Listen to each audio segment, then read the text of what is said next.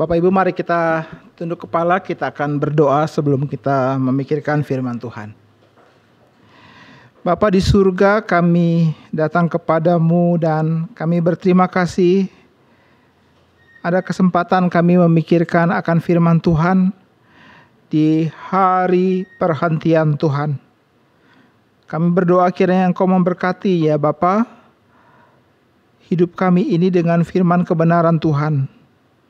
Kami berdoa kiranya Tuhan membangkitkan iman sejati oleh karena pengertian akan firman. Permuliakanlah namamu, permuliakanlah nama anakmu yang dikasihi. Dalam nama Tuhan Yesus kami berdoa. Amin. Mari kita membuka kitab Kisah Para Rasul pasal yang ke-23. Kitab Kisah Para Rasul pasal yang ke-23. Hari ini kita sampai di dalam bagian yang ke-6 dari seri penglihatan Paulus. Kisah Para Rasul pasal yang ke-23, kita akan melihat ayat yang ke-11.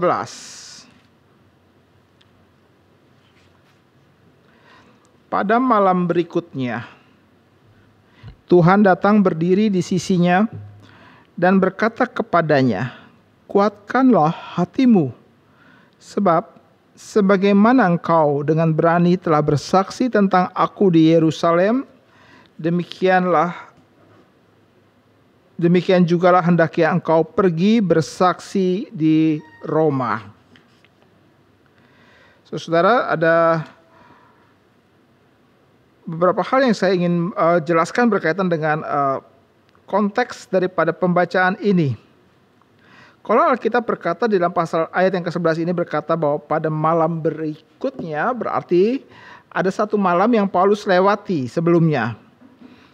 Dan malam hari itu adalah malam di mana Paulus sudah berada di dalam penjara. Ya, dia ada di sana, lalu kemudian Alkitab berkata Tuhan datang dan menyapanya dengan berkata, "Kuatkan hatimu." Kenapa Tuhan berkata, "Paulus, kuatkan hatimu"? Berarti dia sedang berada di dalam satu kondisi. Dia letih. Dia letih bukan saja letih secara fisik. Ya, oleh karena kalau kita melihat cerita di dalam konteks besarnya, kita melihat bahwa Paulus menghadapi beragam aniaya. Alkitab berkata ia dipukuli, lalu kemudian dia disiksa sedemikian rupa sehingga kalau tidak diselamatkan oleh kepala pasukan, maka ia mungkin sudah mati.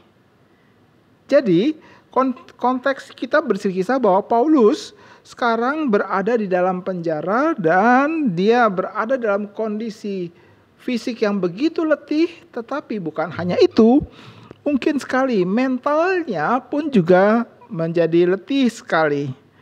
Itu sebab Paulus mendapatkan perkataan daripada Tuhan yang berkata, "Kuatkan hatimu, kuatkan hatimu." Saudara bisa bayangkan bagaimana orang dengan sesuatu jiwa yang begitu keras, dengan sebuah mimpi dan harapan yang begitu besar, ya, dan kemudian sampai satu kali dia berkata, atau Tuhan harus berkata kepadanya, "Kuatkan hatimu." Berarti Paulus nampaknya sedang berada dalam satu titik tertentu dalam kehidupannya.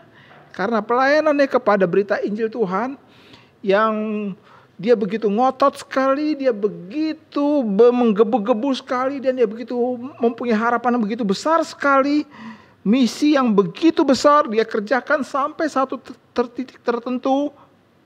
Tuhan harus berkata, "Kuatkan hatimu." Pasti Tuhan tidak pernah salah, ya. Tuhan tidak pernah salah berkata demikian. Tetapi hal yang perlu kita soroti adalah bagaimana orang dengan kekuatan besar seperti Paulus ini sampai harus mendapatkan penghiburan daripada Allah sendiri di dalam Kristus. Dia datang dan kemudian berkata, "Kuatkan hatimu." Pasti ada sesuatu yang sedang terjadi di sana. Di tengah beragam gejolak yang sedang dia hadapi, maka dia menemukan dwelling place, Saya senang tadi kalimat lagu yang dinyanyikan oleh paduan suara mengatakan how sweet is your dwelling place. Ya, begitu tenang sekali, memberikan kesan tenang sekali. Tempat di mana Tuhan tinggal itu tempat di mana ada ketenangan di sana.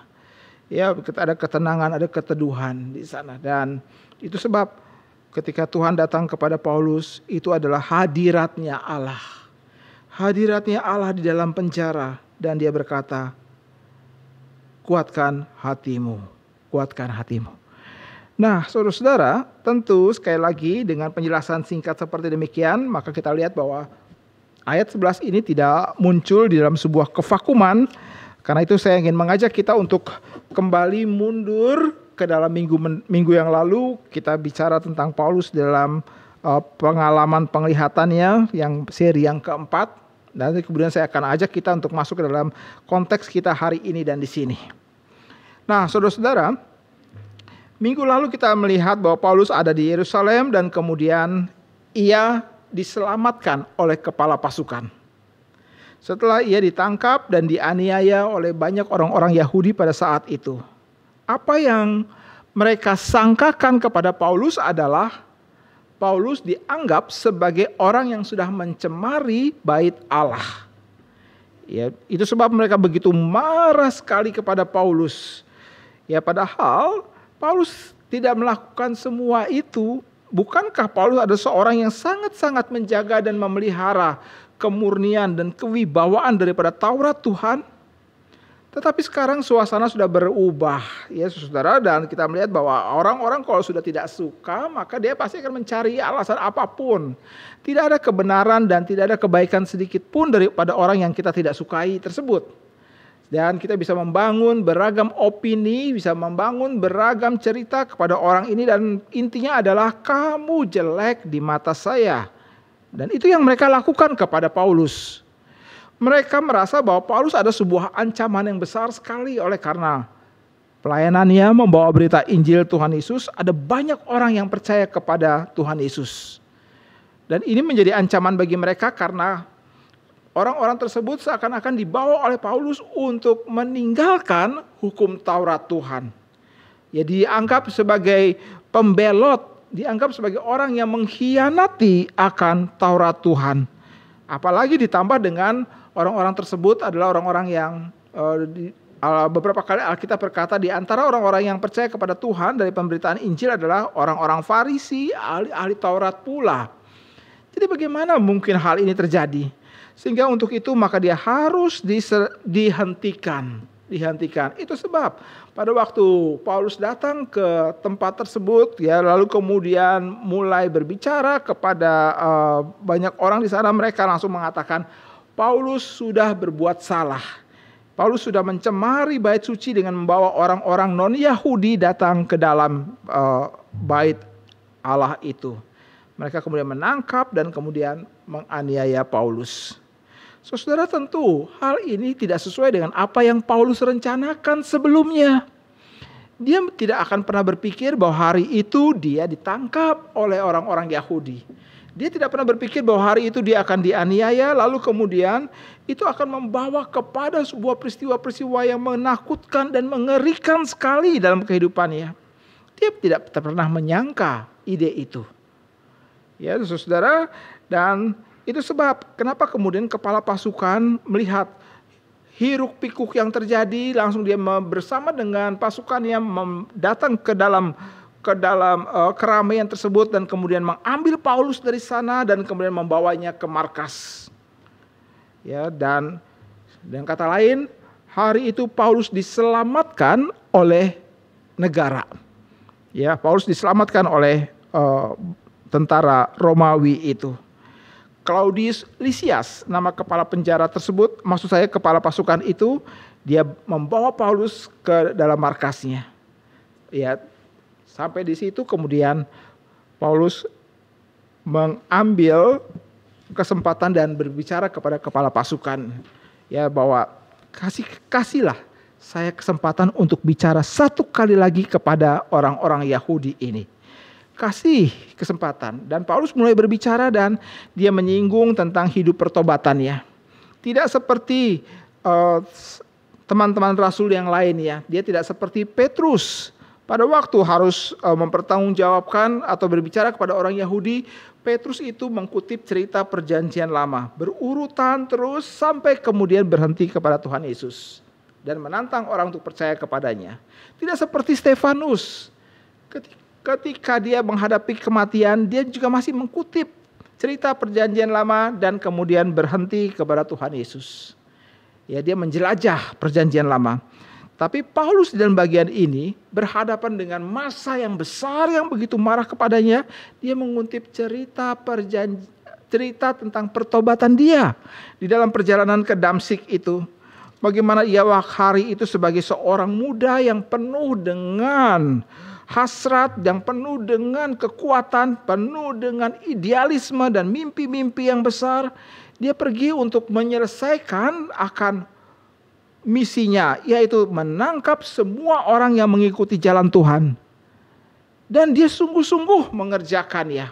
Tekadnya betul besar dan begitu kuat sekali untuk pekerjaan tersebut. Tetapi di dalam perjalanan menuju ke Damsyik, kita melihat bahwa dia yang berencana untuk menangkap orang-orang Yahudi, maka dia sendiri ditangkap oleh Tuhan. Membawanya dan kemudian Tuhan menyuruh akan Ananias datang kepadanya dan berkata kepada Paulus langsung, Tuhan suruh aku ke tempat ini, sebab ia berkata bahwa engkau adalah orang pilihannya untuk memberitakan tentang namanya. Hari itu Paulus dicelikkan matanya. Sehingga saudara sangat mudah sekali bagi Tuhan untuk mengerjakan hukumannya. Dia dapat dengan mudah sekali untuk menghentikan Paulus. Dia dapat dengan mudah sekali untuk membunuh Paulus. Sama seperti ia pernah membunuh orang-orang yang melecehkan namanya dalam perjanjian lama. Sangat mudah sekali apa yang mau Tuhan lakukan. Tapi untuk seorang Paulus, orang yang menjadi perhatian daripada Kristus itu sendiri, orang ini dibutakan oleh Tuhan. Sampai satu waktu tertentu dia merasa menjadi orang yang tidak berdaya sama sekali. Bagaimana mungkin semua hal yang menjadi mimpi dan berpotensi dan hasrat yang besar itu harus terhenti di dalam sebuah kondisi buta. Hidupnya seakan-akan selesai sudah pada hari itu. Sampai kemudian Ananias datang dan berkata, Tuhan menyuruh aku ke sini. Hari itu menjadi sebuah titik balik, sebuah perubahan. Nah saudara, Paulus bercerita tentang hidup pertobatannya. Dia bercerita tentang hidup pertobatannya dan dia bercerita tentang latar belakangnya. Ini adalah sebuah kekuatan yang besar sekali. Karena dia mau berkata bahwa yang aku kisahkan ini bukan sebuah cerita belaka. Bukan sebuah dongeng. Bukan sebuah kisah rakyat. Tetapi sebuah kisah dari hidupku sendiri. Aku orang Yahudi. Aku orang yang memegang teguh Taurat Tuhan. Bagaimana mungkin aku bisa menghina bait Allah? Aku justru adalah salah satu orang yang menjaga kehormatan bait Allah. Tidak seperti yang engkau tuduhkan kepadaku. Kira-kira Paulus mau ngomong demikian. Dan kekuatan daripada kesaksian itu sangat besar sekali. Dan Paulus memakai kesaksian hidupnya dia ini pasti adalah bagian daripada rencana yang dia coba kemukakan. Sebab dia tidak berhadapan dengan orang-orang non-Yahudi, dia berhadapan dengan kaum sebangsanya sendiri. Dia berhadapan dengan orang yang memusuhi Kristus. Dan dia berkata, dulu aku juga demikian. Tetapi sekarang aku sudah dirubah oleh Kristus dan sekarang aku menjadi pelayannya. Itu adalah kesaksian yang sangat kontekstual sekali dengan kehidupan orang-orang pada waktu itu. Mendengar cerita itu mereka langsung bisa mengkaitkan satu dengan yang lain. Seakan-akan ini menjadi miliknya mereka sendiri. Itu sebab saudara, jikalau seseorang tidak memiliki sebuah hidup kesaksian bagaimana Tuhan mengubah kehidupannya, dia mungkin sekali bisa bercerita dan meminjam cerita daripada banyak orang lain, tetapi tetap tidak memiliki kuasa sama seperti kalau cerita itu menjadi miliknya sendiri. Ya, cerita daripada orang lain bisa saja Tuhan pakai dengan kuasanya untuk membawa orang kepada hidup pertobatan. Tetapi itu akan menjadi lain kalau sendiri mengatakan, aku berjumpa dengan Tuhan sendiri. Hari itu aku berkata, Tuhan ampuni aku. Hari itu aku mohon Tuhan berikan belas kasihan padaku orang berdosa ini. Dan hari itu aku mohon Tuhan bersihkan hatiku dari semua kecemaran demi kecemaran. Maka kesaksian itu menjadi powerful sekali. Kalau saya berdiri di mimbar dan kemudian saya berkhotbah kepada anak-anak SMA itu, anak-anak SMP itu dalam konteks KK regional, maka mereka mendengarkan cerita tentang Alkitab yang saya sampaikan. Sampai satu waktu tertentu saya akan berkata, saya pun pernah mengalami kondisi yang sama seperti ini. Lalu saya bercerita sedikit tentang momen bagaimana Tuhan memanggil saya menjadi orang Kristen. Saya bercerita tentang pergumulan saya hari itu sampai kemudian saya mengambil keputusan mengangkat tangan dengan permohonan amat sangat, Tuhan kasihani saya. Maka kelihatan sekali akan perubahan daripada mimik muka daripada orang-orang yang mendengarkannya. Mereka melihat bahwa yang diceritakan atau yang dikhotbahkan itu adalah juga yang pernah dialami di dalam hidup si pengkhotbah. Sesuatu hal yang lain sekali, bukan? Nah, Paulus tahu ide itu dan dia memakai rencana tersebut. Tetapi apa jawaban daripada banyak orang yang sudah mendengarkannya? Alkitab berkata mereka justru makin berteriak dan kemudian berkata, enyahkan orang ini dari muka bumi. Mereka tidak tahan mendengarkan kesaksian tentang pertobatan. Enyahkan dia dari muka bumi ini. Nah, kepala pasukan yang sudah memberikan izin tersebut kaget mendengarkan reaksi daripada orang-orang ini. Dia kemudian membawa Paulus kembali ke dalam penjara tersebut. Dan dia mulai mencoba untuk menginterogasi Paulus. Ya, menginterogasi Paulus, tetapi Paulus berkata kepada kepala pasukan ini, kenapa saya diikat? Kenapa saya mau dianiaya? Saya adalah warga negara Roma. Tambah kaget kepala pasukan ini. Dia kemudian bertemu dengan pimpinannya oleh karena hari itu ada kebiasaan tidak boleh menghukum warga negara Roma sendiri. Sehingga kepala pasukan menjadi dilema sekali. Apa yang mesti kami perbuat? Apa yang harus saya perbuat? Orang-orang di luar sana sangat-sangat murka terhadap Paulus. Dan kemudian saya harus melindunginya. Pada waktu saya mau menginterogasi, dia berkata, saya warga negara Roma.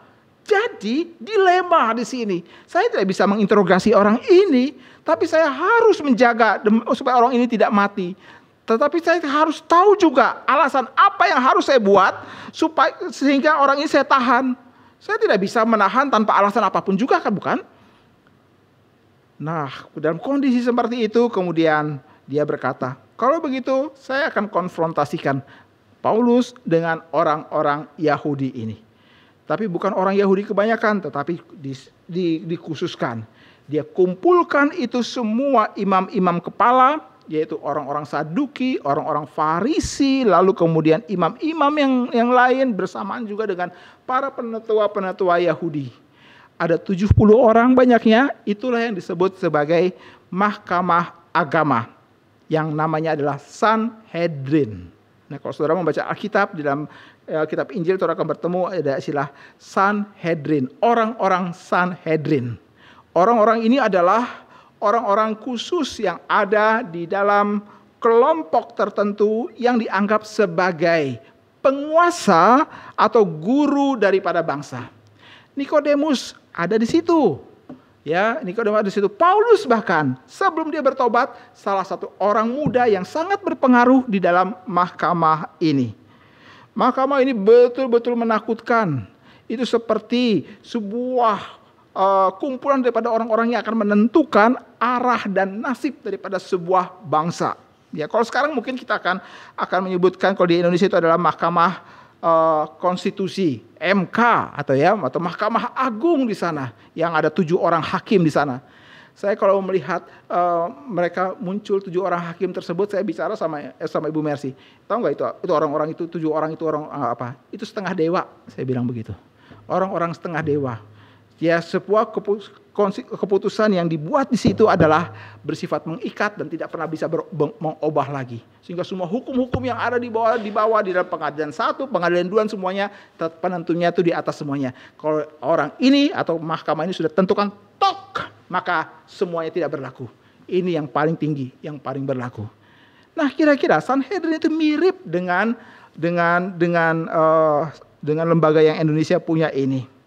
Dan saudara, mahkamah ini sangat berpengaruh dan sangat berkuasa sekali.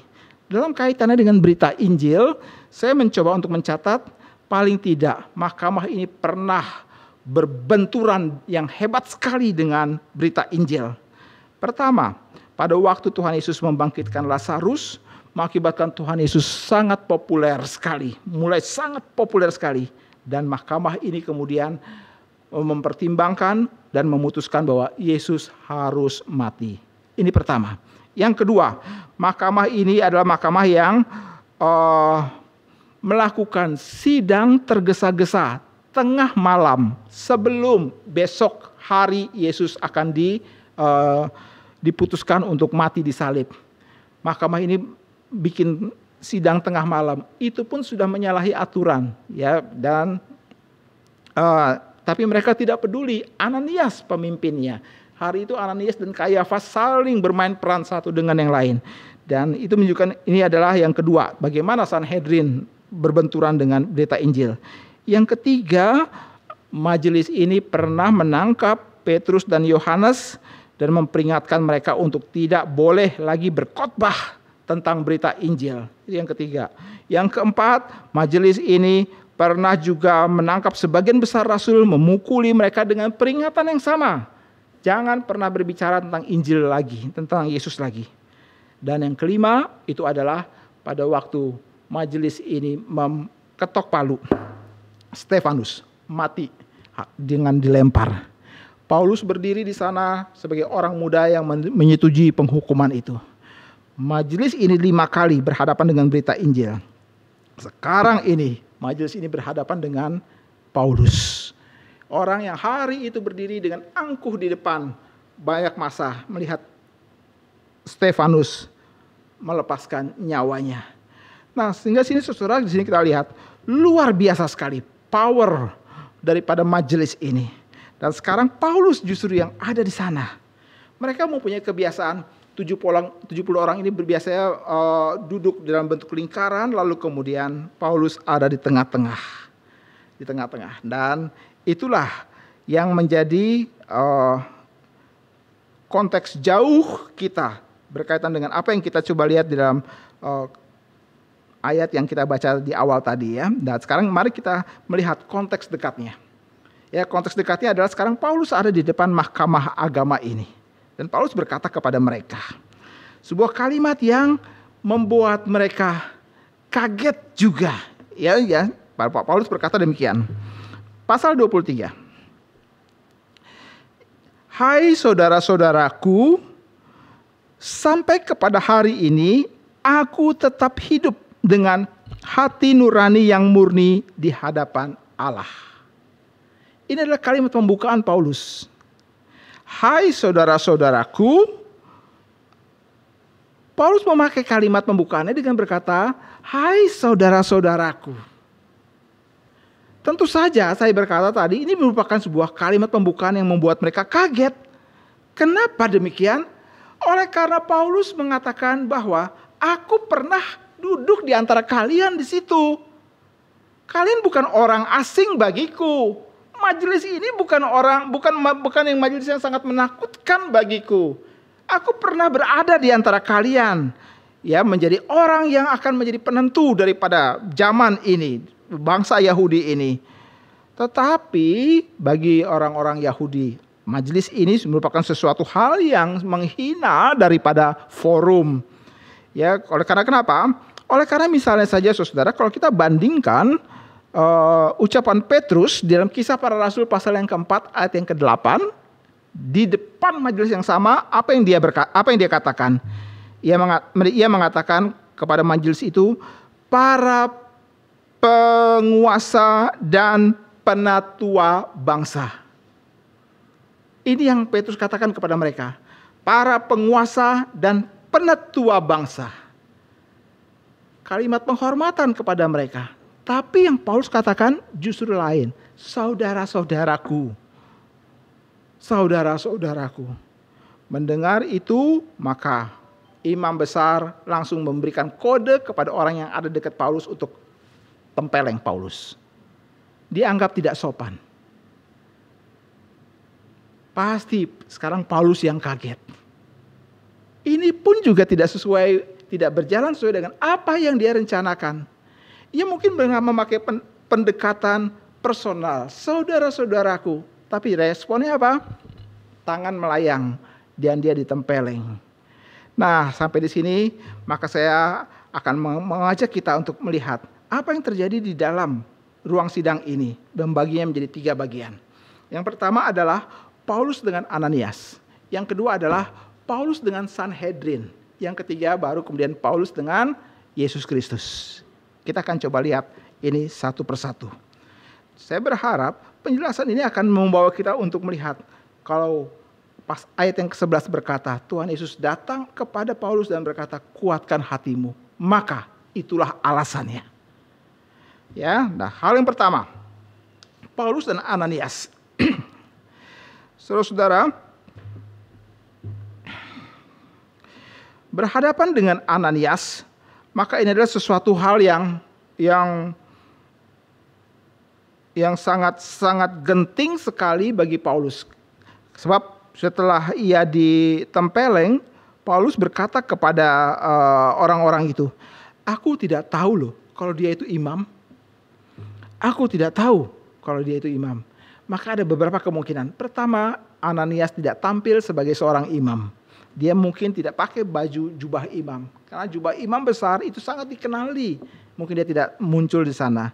Yang kedua, mungkin adalah alasannya karena Paulus sudah sekian lamanya tidak berkecimpung dalam Sanhedrin. Paling tidak 27 tahun. Sampai saat ini sudah 30 tahun. Dia tidak ada di dalam konteks Sanhedrin. Dia tidak tahu apa yang terjadi dalam perubahan di sana. Itu sebab dia berkata, aku tidak tahu kalau ini adalah imam besar. Ya, dan imam besar ini adalah imam besar yang sangat dihormati oleh semua orang. Dan orang-orang yang ada dalam Sanhedrin pasti juga bukan merupakan orang yang tidak kenal Paulus. Walaupun mungkin dia sudah begitu lama meninggalkan Sanhedrin, tetapi sepak terjang daripada Saulus itu pasti mereka akan mengikutinya. Kenapa demikian? Karena agenda daripada Sanhedrin itu adalah hentikan gerak laju ajaran daripada Injil Yesus Kristus. Harus dihentikan. Dan siapa tokoh yang ada di belakangnya? Mereka pasti akan menyimpan sebuah catatan bahwa tokoh itu adalah dari kami sendiri. Kami dulu menaruh harapan besar kepada orang ini. Harapan besar dia menjadi pengganti daripada imam besar. Mungkin dia jadi pengganti pemimpin daripada Sanhedrin. Tetapi apa yang terjadi sekarang? Dia justru menjadi orang yang berada di ujung tombak untuk memberitakan tentang Yesus Kristus itu. Semua orang-orang di dalam Sanhedrin itu pasti mengetahui akan kisah ini. Dan itu sebab tidak heran kalau kemudian murka mereka itu betul-betul berlipat-lipat kali ganda dan betul-betul akhirnya memuncak pada waktu mereka mendapat kesempatan menangkap daripada Paulus. Paulus berdiri di hadapan mereka dan berkata, saudara-saudara, aku hidup dengan hati nurani yang murni di hadapan Tuhan. Coba saudara bisa bayangkan, Paulus sedang mau bicara apa ini? Aku hidup dengan hati nurani yang murni di hadapan Allah. Kita mengetahui bahwa dia adalah orang yang begitu ganas sekali, bukan? Dia katakan itu kepada Timotius. Aku dulu seorang yang ganas, tetapi aku dikasihaninya. Orang yang begitu ganas, penganiaya jemaat, pemburu daripada orang-orang yang mengikuti jalan Tuhan, menangkap dan memasukkan mereka ke dalam penjara. Tetapi sekarang berdiri dan berkata, hati nuraniku murni di hadapan Tuhan. How come? Orang bisa ngomong seperti demikian. Bagaimana mungkin? Pasti akan ada geleng-geleng kepala dan mungkin ada suara gumaman yang ramai di antara 70 orang ini. Aku tahu siapa kamu dan sekarang kamu berani berkatakan aku murni di hadapan Tuhan. Aku murni dalam hal apa? Ingat baik-baik konteksnya adalah mereka sedang menuduh Paulus menodai bait suci. Paulus berdiri dan berkata, hati nuraniku murni. Murni dalam arti aku tidak mempunyai maksud untuk menodai bait suci Allah. Aku tahu itu adalah tempat sucinya Allah. Aku menghormati tempat itu. Aku menjaga kemurniannya baik-baik. Sama seperti yang pernah aku lakukan dahulu. Aku murni di hadapan Tuhan. Nah, saudara-saudara, sampai di sini kemudian kita melihat bagaimana kemudian imam besar kenapa harus tempeleng Paulus. Menyuruh orang tempeleng Paulus. Itu mau menunjukkan bahwa imam besar tersinggung dengan perkataan daripada seorang Paulus. Dia tersinggung sekali oleh karena perkataan itu sebenarnya sedang menempelak dirinya sendiri bahwa dia sendiri sebenarnya menjadi orang yang tidak murni di dalam hatinya di hadapan Tuhan. Dan memang demikian, orang ini memang tidak murni di hadapan Tuhan. Oleh karena kalau kita lihat dalam sejarahnya, Ananias ini adalah sesuatu hal yang aneh sendiri terjadi di dalam sistem agama bangsa Yahudi, karena hari itu mereka punya dua imam besar, Kayafas dan Ananias. Dan menurut seorang sejarawan yang bernama Josephus, ya, Ananias itu adalah orang yang sangat tercela, kata Josephus. Kenapa demikian? Karena dia dicatat sebagai orang yang mengambil persembahan perpuluhan yang seharusnya itu diberikan kepada para imam-imam yang melayani di dalam bait Allah, itu bagi dirinya sendiri. Jadi kalau sekarang ini ada model orang, ada pendeta-pendeta yang ambil persembahan perpuluhan buat dirinya sendiri, itu adalah rohnya Ananias. Gitu ya, rohnya Ananias. Dan sangat tersinggung kalau misalnya dibilang, kenapa kamu ambil persembahan perpuluhan hanya untuk kamu sendiri? Sangat tersinggung karena dia mewarisi daripada jiwa daripada Ananias. Dan itu yang Ananias lakukan. Dia juga adalah orang yang biasa menyuap orang-orang Romawi, lalu kemudian orang-orang Yahudi untuk kepentingan daripada kursinya. Dia juga pernah dipanggil oleh kaisar oleh karena dituduh mengadakan pertempuran di antara orang Yahudi dengan orang Samaria. Sampai Lukas mencatat bahwa perselisihan itu begitu hebatnya sampai kemudian darah daripada orang Samaria itu dicampur dengan darah daripada korban di dalam persembahan bait Allah. Sampai begitu menakutkan sekali. Dan dia juga adalah orang yang menggunakan kekerasan dan sangat pro-Romawi. Sampai kemudian orang-orang Yahudi pada akhirnya membunuhnya di dalam pemberontakan. Jadi dengan sederet akan catatan berkaitan dengan dirinya, maka pastilah Ananias tidak akan pernah bisa berdiri dengan kuat di hadapan seorang daripada Paulus. Paulus berkata, hati nuraniku bersih di hadapan semuanya, berkaitan dengan bait suci. Ananias, imam besar itu pasti sangat dekat hidupnya dengan bait suci, tetapi hidupnya, hati nuraninya dia tidak bisa mengelak daripadanya. Hati nurani menuduh dia dengan beragam tuduhan yang begitu tajam kepada dia. Kalau begitu apa sih kepentingan daripada hati nurani?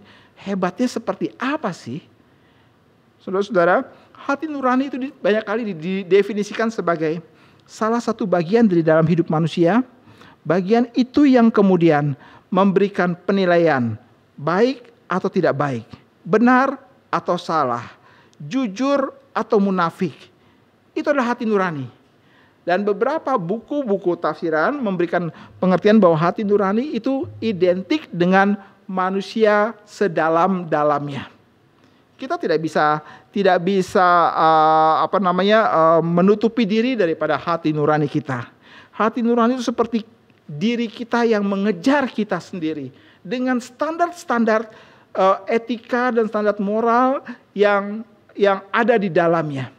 Sehingga kalau satu kali kita berkata aku tidak mencuri, hati nurani akan berkata, enggak, bohong kamu mencuri. Hati nurani kita berdebar-debar, hati kita berdebar-debar. Ya, kita mempunyai motif-motif yang tersembunyi ketika mendekati seseorang, begitu ya. Kita berkata kepada dia, aku jujur loh sama kamu, istilah sekarang apa? jujurly katanya.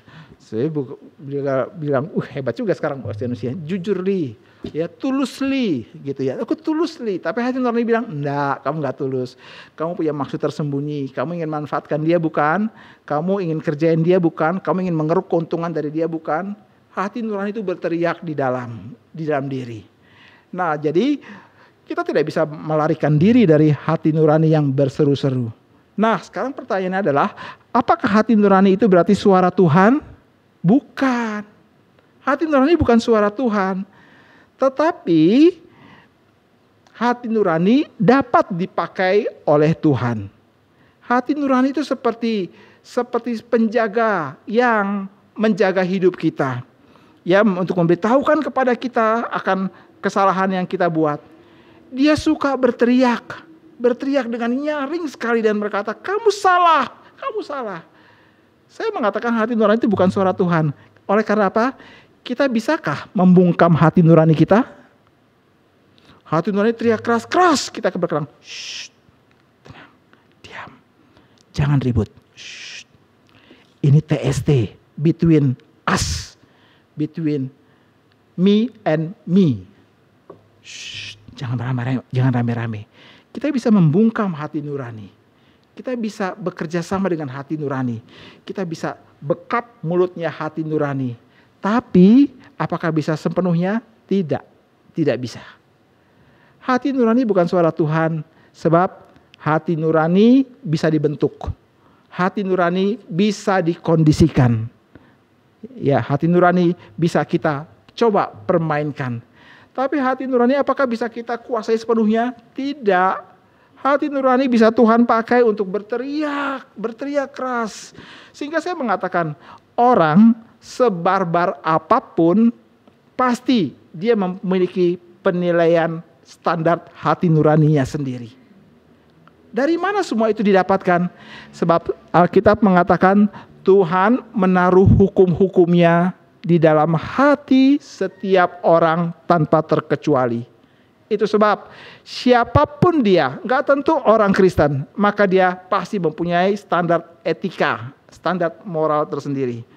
Nah, kalau kita kembali ke dalam kisah daripada Paulus di sini, kita akan melihat kenapa Ananias, imam besar itu begitu-betul tersinggung.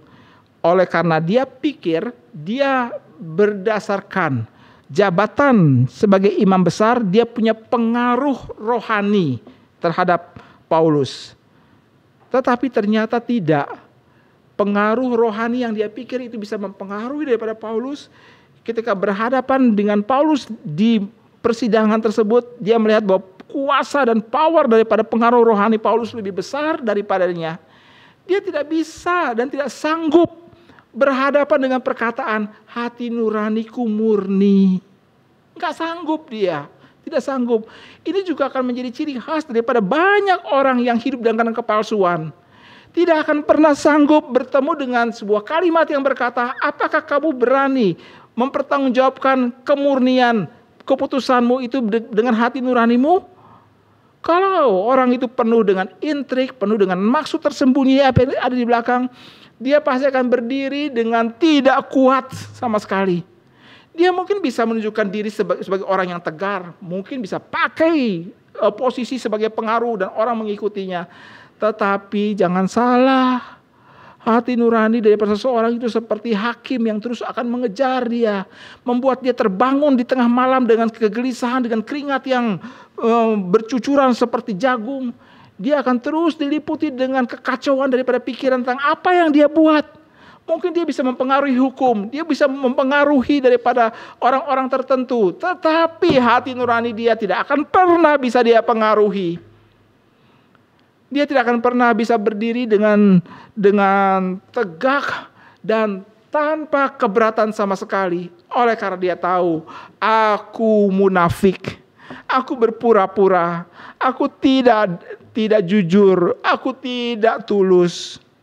Itu sebab kenapa kemudian untuk menutupi kegelisahan ini dia memberikan kode kepada orang yang dekat dengan Paulus. Tampar mulut orang ini. Paulus pasti kaget. Saya membayangkan mungkin hari itu wajah Paulus ada memar. Karena dia baru aja dianiaya. Nggak mungkin dia dalam 1-2 hari langsung sembuh. Tiba-tiba sebuah tangan melayang dan kemudian membuat dia pasti kaget dan menahan sakit yang amat di wajahnya. Ketika berhadapan dengan sesudah dia ditampar, Paulus bicara lebih tajam lagi. Ini sesuai dengan rencananya Paulus. Dia menyinggung akan kitab Imamat 19 ayat yang ke-15. Mari kita lihat ayat itu. Imamat 19.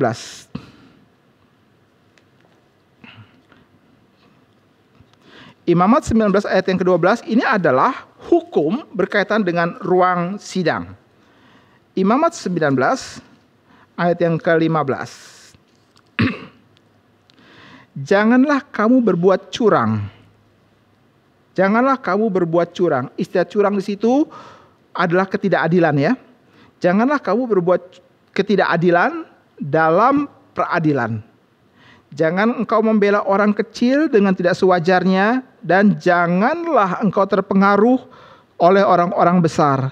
Tetapi engkau harus mengadili atau menghakimi orang sesamamu dengan kebenaran atau secara adil. Ini hukum pengadilan dari hukum Taurat.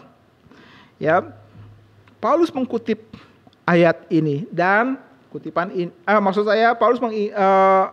Paulus berkata kepada imam besar, Paulus berkata kepada imam besar tentang hal kenapa kamu menempeleng aku? Orang-orang sana berkata, kamu mengejek imam besar. Paulus ketika tahu itu imam besar, dia kemudian mengutip ayat ini. Ya, dia mengutip ayat ini dengan berkata, saudara perhatikan, memang ada tertulis, engkau berkata jahat tentang seorang pemimpin bangsamu, dan karena ia tahu bahwa sebagian dari mereka itu termasuk golongan Saduki dan sebagian termasuk golongan Farisi, ia berseru dalam mahkamah agama itu.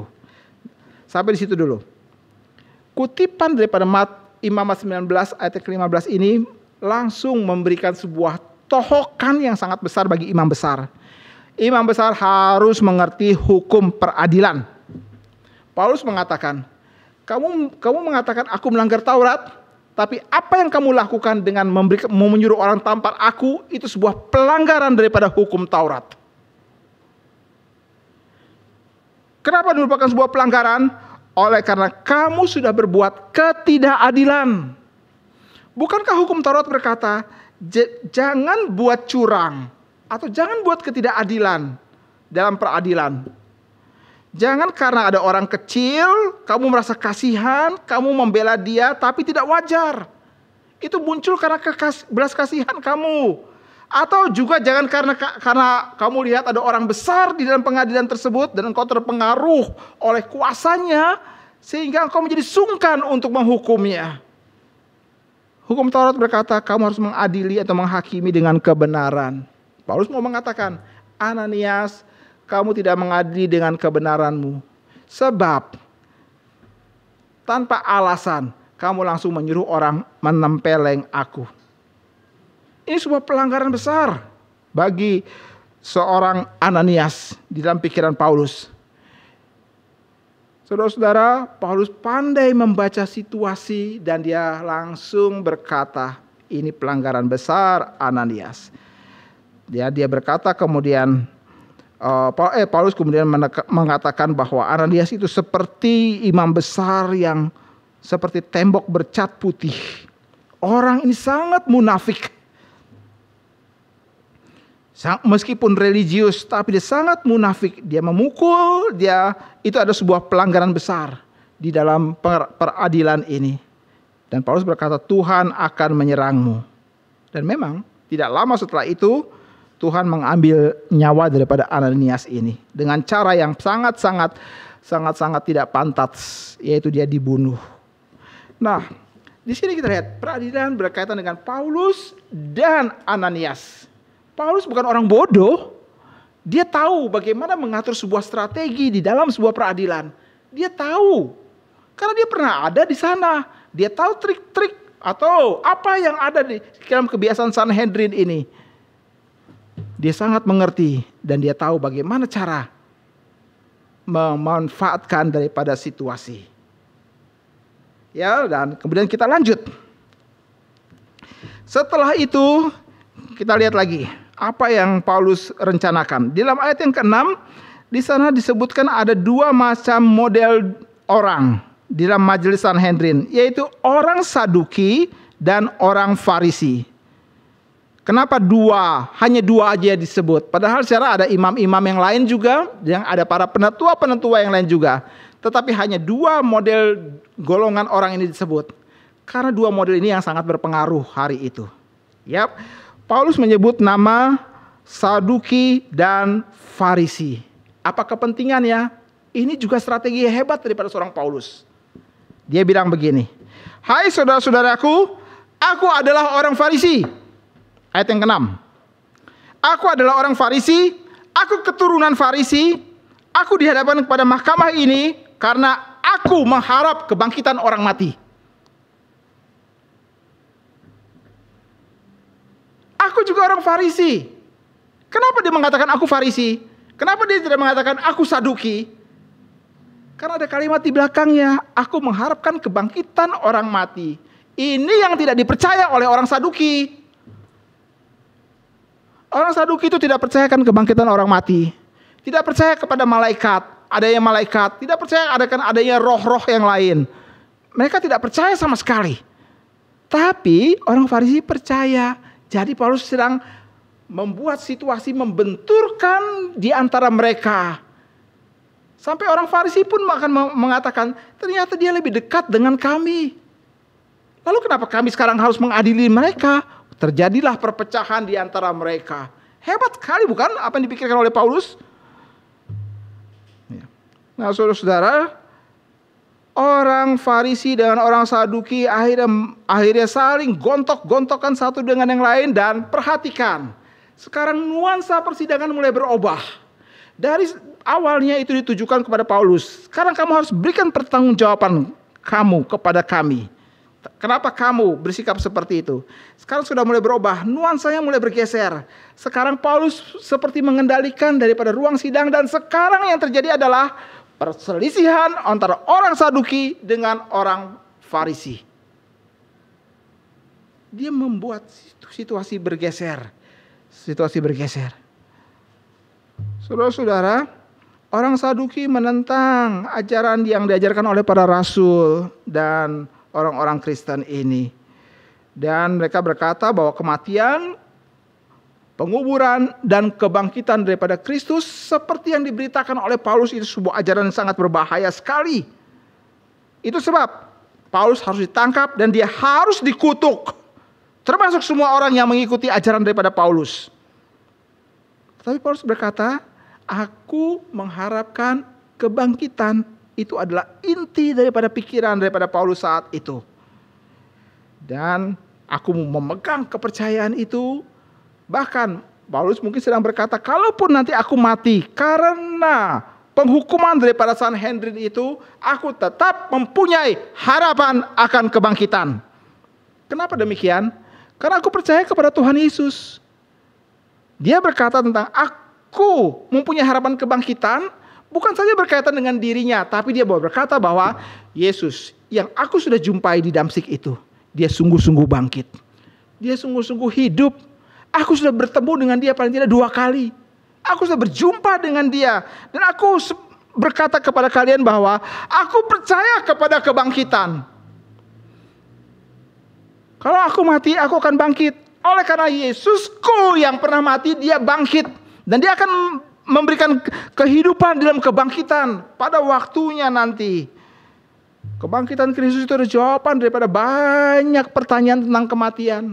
Pertanyaan itu pun pernah ditanya ribuan tahun sebelumnya oleh Ayub. Ayub bertanya dalam suratnya, kalau orang mati, apakah kemudian nasibnya? Perjanjian Baru berkata, orang mati nasibnya ditentukan. Engkau percaya kepada Kristus atau tidak?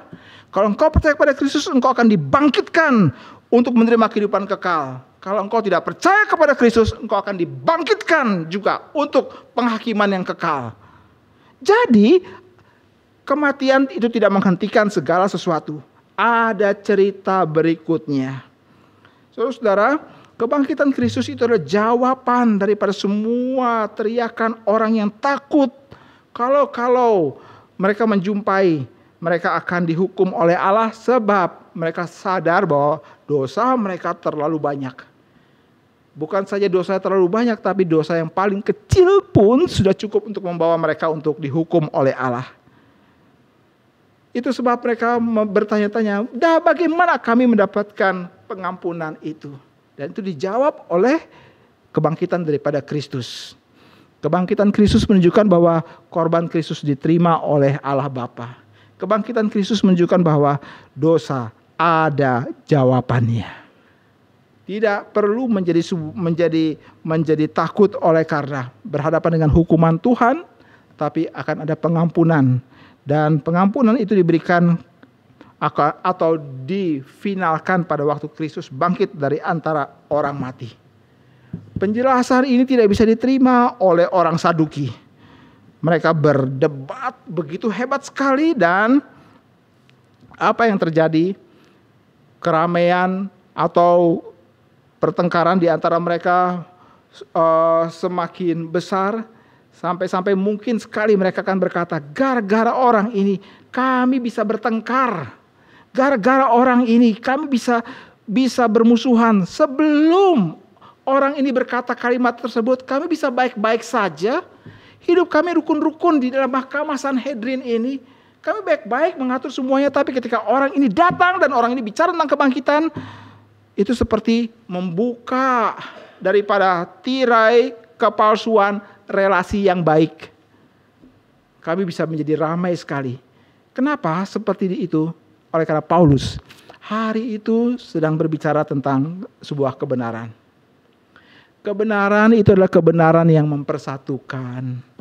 Tapi kebenaran itu adalah kebenaran yang juga memisahkan.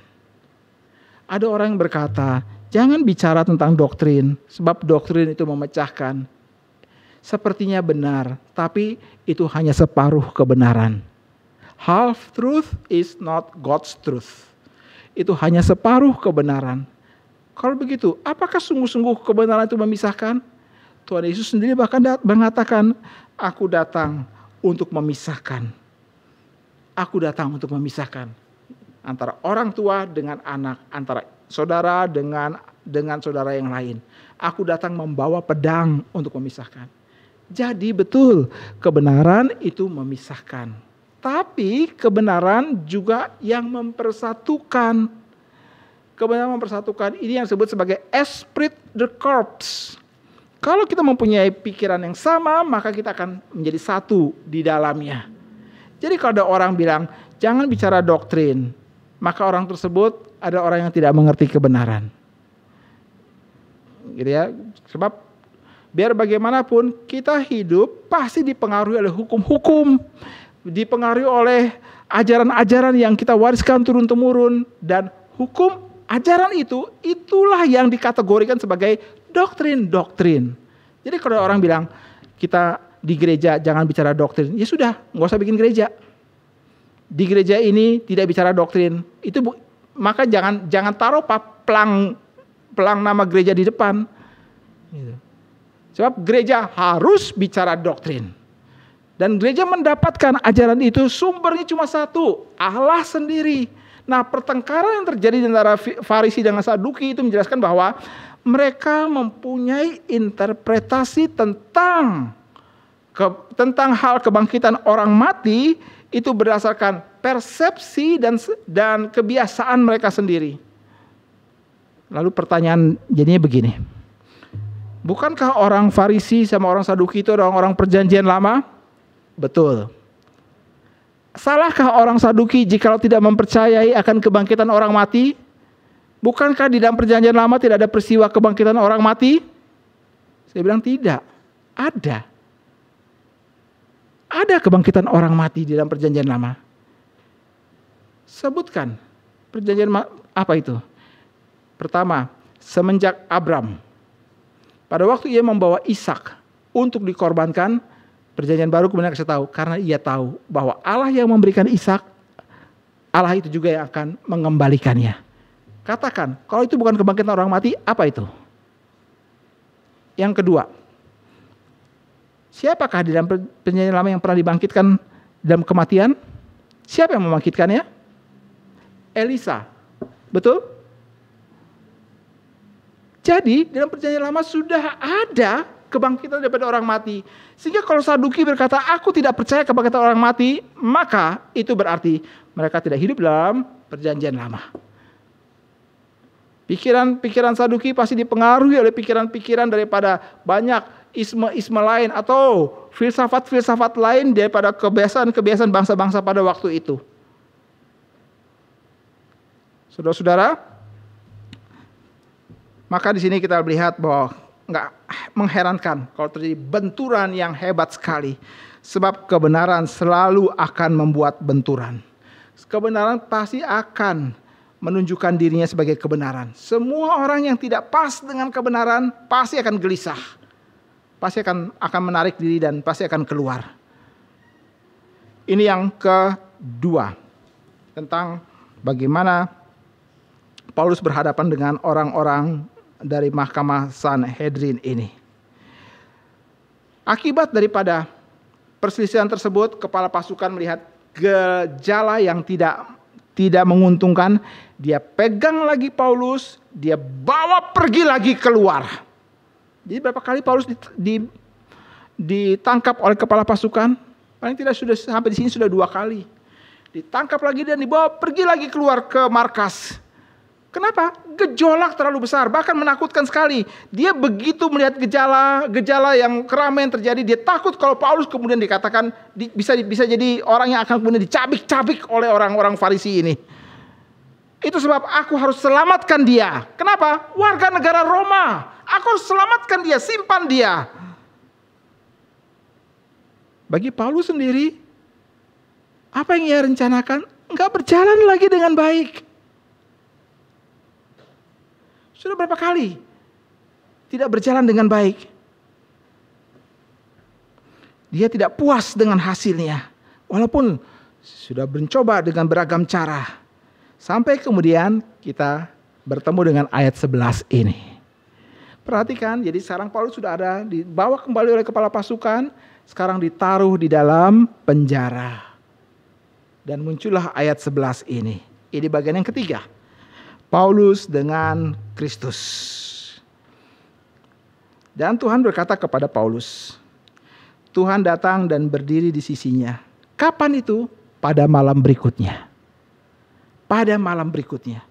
Berarti Paulus pernah melewati 1 malam di penjara itu. Apa yang Paulus kira-kira buat hari itu? Ini seperti mengulang apa yang terjadi pada momen pertobatan dia. Dia dibawa masuk ke Damsik, dia 3 hari 3 malam di kamar itu. Sampai Ananias datang. Dia pasti pikirannya berkecamuk. Konsep teologinya itu menjelajah, melari ke sana ke sini, dan kemudian mungkin ada pertanyaan, kenapa Tuhan? Kenapa Tuhan? Hari di mana Tuhan memanggil ayah saya, hari itu saya masih kuliah di warung buncit. Jam 6 pagi saya ditelepon, lalu kemudian saya cepat-cepat pulang ke rumah, dan saya hanya menjumpai ayah saya, jasad ayah saya itu sudah ada di tempat tidur. Saya duduk dan di sampingnya dan memandang, dan terus terang pikiran teologi saya berkecamuk di sana. Pikiran teologi saya menjelajah di sana sini dan untuk mencari-cari jawaban, mencari-cari pegangan, mencari-cari alasan yang intinya adalah saya membutuhkan jawaban Tuhan. Dan biasanya klasik adalah, Tuhan, kenapa engkau memanggil dan mengambil orang yang saya kasihi ini?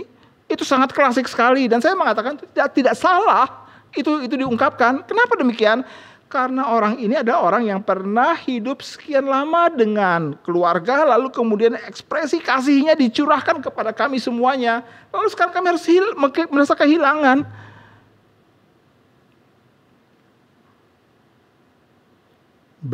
Beragam orang datang dan berkata, Tuhan punya rencana. Apalagi Tuhan lebih mengasihi dia. Betul, Tuhan punya rencana, Tuhan lebih mengasihi. Tapi jangan gitu dong. Jangan diambil dong. Wah, kita bisa terganggu sekali dengan pernyataan atau dengan kalimat-kalimat itu, sehingga kadang-kadang kalimat-kalimat tersebut adalah kalimat-kalimat yang membuat iman menjadi lemah saja. Banyak kali kita datang untuk mengunjungi orang-orang yang sedang kedukaan, kita tidak sedang menghibur mereka kok. Kita sedang menggencet mereka dengan kalimat-kalimat pakai firman Tuhan. Mereka mungkin secara diam-diam akan berkata begini, kamu bisa ngomong begitu karena kamu tidak mengalaminya. Ada orang yang kemudian muncul, tampil dan kemudian dengan kalimat, saya ngomong seperti ini bukan berarti saya mencoba untuk melecehkan atau menghina mereka yang mencoba menghibur ya. Bukan begitu maksudnya. Tapi maksudnya adalah kadang-kadang kita banyak kali gak bijaksana di dalam rumah duka itu. Dalam rumah duka. Kita menyanyi Tuhan sedang merenda masa depan yang indah. Mungkin yang menalami kedukaan berkata, merenda apaan? Kenapa? Sudah terlalu sakit hati ini. Penuh dengan kedukaan sampai kita butuh waktu tertentu baru kita akan mengatakan, betul Tuhan, ampuni saya. Sudah salah menilai Tuhan dengan seluruh maksud kebaikan Tuhan. Saya betul-betul marah waktu itu. Ampuni saya ya Tuhan. Kita butuh malam berikutnya. Tapi hari di mana kita mengalaminya. Mungkin akan gejolak. Dan menarik ya, Tuhan biarkan. Biarkan kamu bergejolak. Biarkan kamu menelusuri apa yang kamu mengerti tentang aku di situ. Biarkan, silakan. Sampai kemudian Tuhan sendiri datang. Dan menariknya adalah, perhatikan. Tuhan bilang kepada Paulus, kuatkan hatimu. Kuatkan hatimu. Berarti Paulus sedang lemah. Hatinya tendensinya lemah. Lalu, sebab sebagaimana engkau dengan berani. Istilah berani di situ pakai istilah tarseo. Memiliki keberanian. Atau secara sederhana dibilang, engkau penuh dengan keceriaan. Kamu riang dan gembira. Kamu merasa nyaman bersaksi tentang aku di Yerusalem. Tuhan seperti membawa Paulus untuk mengingatkan. Kamu pernah punya sukacita, kegembiraan, dan itu tidak akan pernah diambil daripada kamu. Dan itu sebab kuatkan hatimu. Paulus, kuatkan. Kamu adalah orang yang menyambut gembira akan perintahku. Dan kamu gembira melayani aku. Dari Yerusalem dan sekarang sampai di sini. Kamu gembira, kamu suka. King James memakai istilah be of good cheer. Jadilah orang yang gembira tersebut. Oleh karena kamu ada di dalam kehendakku. Dan Tuhan Yesus berkata kalimat seperti itu. Kristus juga sedang mengungkapkan kesukacitaannya kepada Paulus. Saudara-saudara, Tuhan melihat Paulus dan dia bersukacita karena Paulus mengerjakan apa yang dia kehendaki. Itu sebab dia datang dengan penghiburan dan dia dorong Paulus. Bersukacitalah Paulus. Jangan kehilangan sukacita itu. Jangan kehilangan. Tuhan hadir sebagai Allah penghiburan. Allah penghiburan bagi Paulus. Penghiburan ini adalah intervensi sorgawi untuk orang-orang yang letih, lesu, dan berbeban berat. Penghiburan ini adalah penghiburan yang ingin membawa orang-orang itu untuk mengingat kembali. Kamu pernah bersukacita Tidak boleh ada orang yang menjadi orang Kristen yang tidak bersukacita. Tidak boleh ada orang yang melayani Tuhan tidak bersukacita. Kalau kita berkata kita jadi orang Kristen melayani Dia dan tidak bersukacita, maka pasti ada sesuatu hal yang belum kita bereskan di hadapan Tuhan. Mungkinkah ada dosa tersembunyi? Sangat mungkin. Dan hati nurani kita berteriak dan berkata, bereskan itu. Kalau kita beres di hadapan Tuhan, maka tidak ada alasan untuk kita tidak bergembira di dalam Dia. Mungkin ini kemudian yang menjadi alasan kenapa di dalam kitab Filipi dia menuliskan bersukacitalah selalu. Bersukacitalah. Sekali lagi kukatakan bersukacitalah. Tuhan sudah dekat. Sebab dia sudah menemukan penghiburan daripada Allah. Penghiburan daripada Allah yang membawa dia semenjak dia bertobat sampai dengan saat ini. Mungkin menjelang akan kematian. Sebab ada banyak buku tafsir yang berkata ini adalah dia ditangkap di Roma, lalu kemudian dia tidak pernah keluar dari Roma lagi. Dia mati di sana. Ya, dan kita lihat hari itu mungkin dia sudah tua sekali. Dan ini sesuai dengan apa yang dikatakan oleh Alkitab. Coba kita perhatikan Mazmur 37. Mazmur 37. Dan ini langsung menjadi semacam refleksi untuk kita sendiri ya. Mazmur 37 ayat yang ke-25. Mazmur 37 ayat yang ke-25. Mari kita membacanya bersama-sama. Mazmur 37 ayat 25. 1, 2, 3. Dahulu aku muda, sekarang aku telah menjadi tua. Tetapi tidak pernah kulihat orang benar ditinggalkan atau anak cucunya meminta-minta roti. Dahulu aku muda, sekarang aku sudah tua. Ada perubahan secara fisik. Dari muda ke tua. Tapi ada yang tidak berubah. Yaitu penyertaan daripada Allah. Saudara dan saya tidak tahu saudara dan saya dalam level usia berapa. Ada yang masih muda. Kalau engkau masih muda, ingatlah. Tuhan akan menyertai kamu, memberikan penghiburan bagi kamu sampai kamu tua. Tapi kalau yang sudah tua, tengok ke belakang. Temukan jejak-jejak penghiburan daripada Allah dalam kehidupanmu. Yang mungkin engkau lupakan. Oleh karena begitu banyak terbenam oleh duka cita dan kekecewaan. Minta ampun di situ.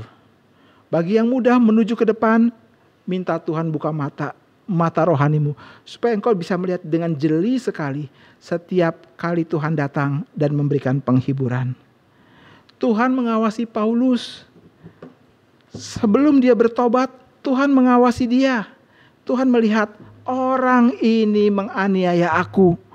Padahal Paulus enggak pernah berjumpa dengan Tuhan Yesus. Tapi Tuhan mengawasi dia dan berkata kepada Saulus di jalan itu, kenapa engkau menganiaya aku? Sekarang Paulus sudah tua di dalam penjara. Tuhan mengawasi juga? Ya. Dia mengawasi Paulus dan dia datang dan berkata, kuatkan hatimu. Dulu Tuhan Yesus berkata, kenapa engkau menganiaya aku? Sekarang dia berkata, Paulus bergembiralah karena engkau dianiaya karena aku. Tapi dua-duanya tidak luput daripada pengawasan daripada Allah. Allah itu sumber penghiburan. Kristus itu ada sumber penghiburan. Dan penghiburannya tidak habis-habisnya. Dari muda sampai tua tetap sama. Tetap sama. Saudara, orang kalau dia bergumul karena kebenaran. Sampai momen tertentu dia merasa, layakkah pergumulan ini saya teruskan? Tuhan pasti akan datang dan memberikan penghiburan padanya. Itu ada pergumulan yang worth it. Tapi kalau orang itu bergumul karena dia tidak melakukan kebenaran, maka pergumulan itu adalah sebuah hinaan sendiri bagi dia. Kita bergumul karena kebenaran, hati nurani kita jadi berani dikonfrontasikan. Kita bilang kepada Tuhan, aku bisa saja luput Tuhan. Aku bisa luput. Hatiku bisa lemah, genting sekali. Tuhan tolong saya. Kita bisa berseru kepada Tuhan dan memintanya seperti demikian. Saya percaya satu malam yang Paulus dilewati itu seperti 3 malam di dalam kamar di dalam jalan lurus itu. Pikiran Paulus pasti berkecamuk, bertanya-tanya, kenapa ya semua strategi rencana yang aku buat sepertinya berhenti semuanya. Aku pikir ini bisa menyelesaikan masalah, ternyata mereka makin ramai, makin ngamuk. Cara seperti ini aku dapat tamparan. Coba seperti ini mereka mau mengkoyak-koyak aku. Kenapa seperti semua agenda semua seperti berhenti? Kenapa ya Tuhan? Kenapa Tuhan? Kalau dulu Paulus adalah aku melayani Tuhan, aku tangkap orang-orang itu. Tetapi kenapa aku jadi buta ya Tuhan? Kenapa? Nah, dalam momen seperti demikian, maka pertanyaan kenapa itu membutuhkan penghiburan. Dan hanya Tuhan yang tahu bagaimana memberikan penghiburan itu. Dulu dia berkata, kenapa engkau menganiaya aku? Paulus dengan penuh kesedihan harus menjawabnya. Sekarang Tuhan berkata kepada Paulus, sekarang engkau dianiaya karena aku. Karena itu bersukacitalah. Bersukacitalah. Itu sebab saya berkata tadi, kalau engkau bergumul di dalam kebenaran, maka pergumulan itu sangat worth it untuk dijalankan. Tapi kalau kau bergumul untuk mengelak dari kebenaran, mencari alasan pembenaran diri, maka itu engkau adalah orang yang sangat hina sekali. Kehadiran daripada Kristus menjadikan penjara itu tempat sucinya Tuhan. Worth it place to be dwelt. Lagu pujian kita tadi. Tempatnya Tuhan adalah tempat yang tenang. Worth it place to be dwelt within because of God Himself. Kita Tuhan memberkati kita dalam perenungan firman Tuhan hari ini. Tuhan berkati. Mari kita berdoa.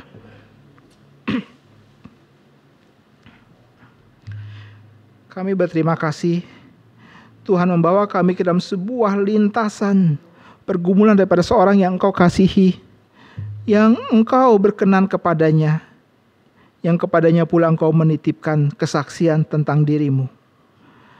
Kami belajar tentang bagaimana kami bergumul di hadapan Tuhan. Ketika semua tidak berjalan sesuai dengan rencana, ketika merasa bahwa semua berhenti, kami bertanya-tanya, kenapa Tuhan? Tapi ada satu yang kami lupa untuk sadari bahwa Engkau adalah Tuhan, sumber penghiburan. Dan Engkau bersuka cita kalau kami bergumul di dalam kebenaran Tuhan. Tolong kami menjadi orang-orang seperti demikian. Orang-orang yang menjadi sukacita daripada Engkau semata. Karena sungguh Engkau memberikan dirimu ditemukan oleh orang-orang yang sungguh-sungguh mencari hadirat Tuhan. Terima kasih Bapa, dengarkan doa ini. Dalam nama Tuhan Yesus kami sampaikan kepadamu. Amin. Mari kita bangkit berdiri dan bersama dengan semua orang percaya kita mengucapkan pengakuan iman kita seturut dengan pengakuan iman